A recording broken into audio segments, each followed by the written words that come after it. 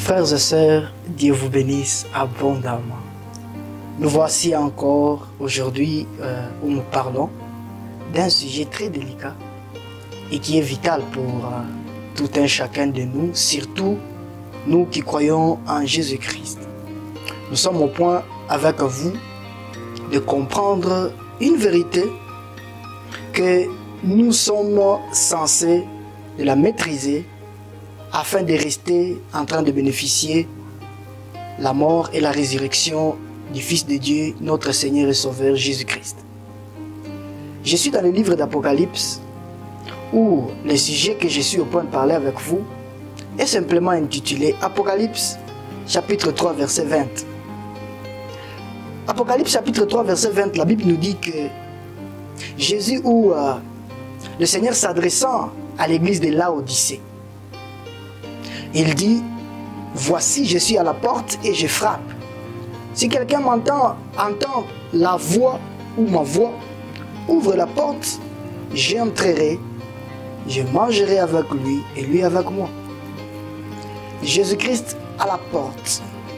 La question c'est que Jésus-Christ est à la porte de qui et de quoi? S'était-il en train de s'adresser à un païen ou à une église? Laodicée fut une église parmi tant d'autres auxquelles le Seigneur s'est adressé et parlé en termes de quoi? Des rappels. J'aime les conclusions que le Seigneur a eu à faire à la fin de chaque église qu'il s'est adressé dans l'Apocalypse. Il dit que chacun fasse attention, que chacun écoute ce que l'Esprit dit aux églises. La Bible ne dit pas que chacun écoute ce que l'Esprit dit aux païens. Que chacun écoute ce que l'Esprit dit aux églises. Laodicée fut une église à laquelle le Seigneur s'est adressé. C'est là qu'il a dit, voici je suis à la porte et je frappe.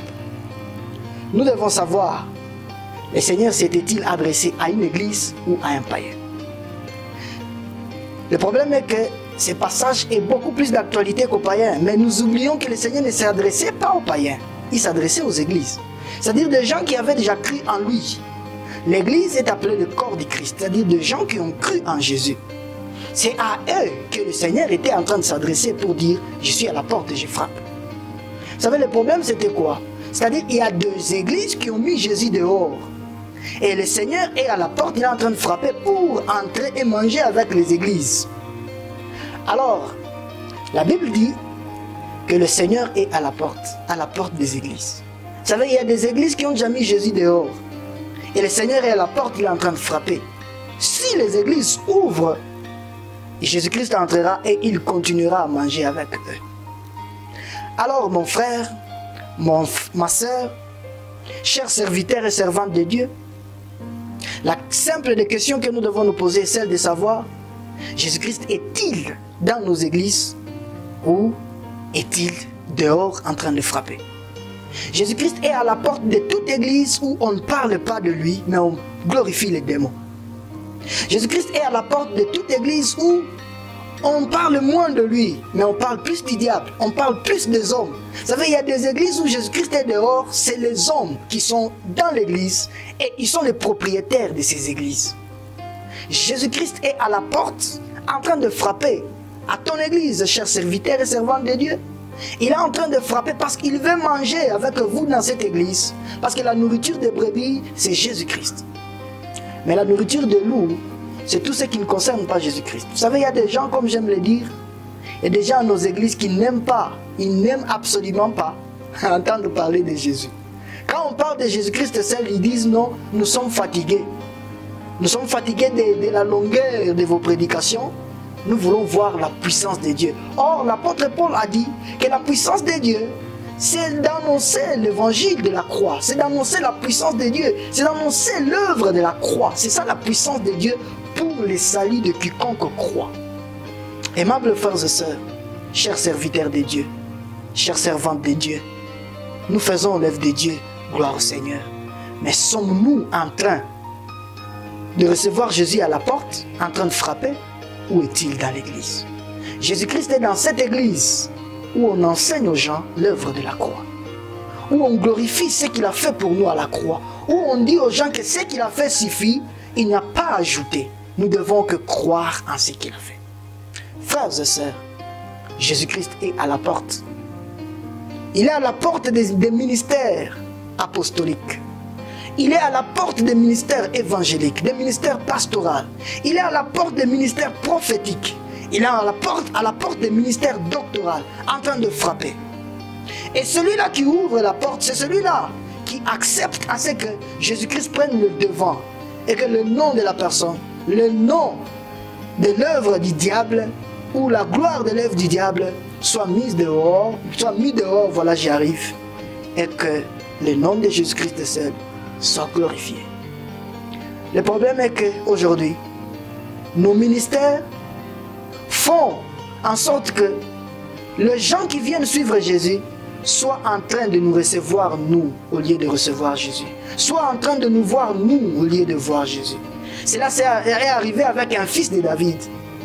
La Bible dit qu'un jour, un fils de David, je crois c'est Absalom, il est arrivé au point où les gens qui venaient voir son père, parce que lui il était dehors, il était en train de le recevoir et le faisant demi-tour. Et c'est ce qui se passe aujourd'hui.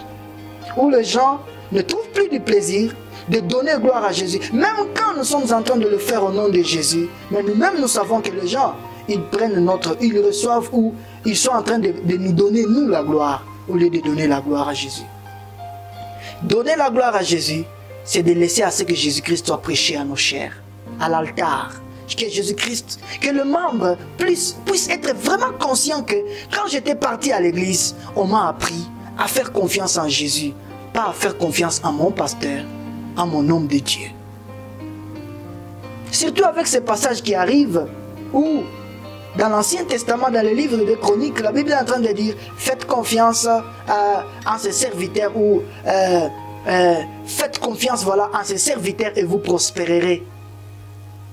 Aimables frères et sœurs, nous devons pointer les gens vers Jésus-Christ. Il est le seul. Il est le seul capable de transformer des vies. Si nous voulons voir la vie des gens qui nous entourent prospérer, pointons-le sur Jésus.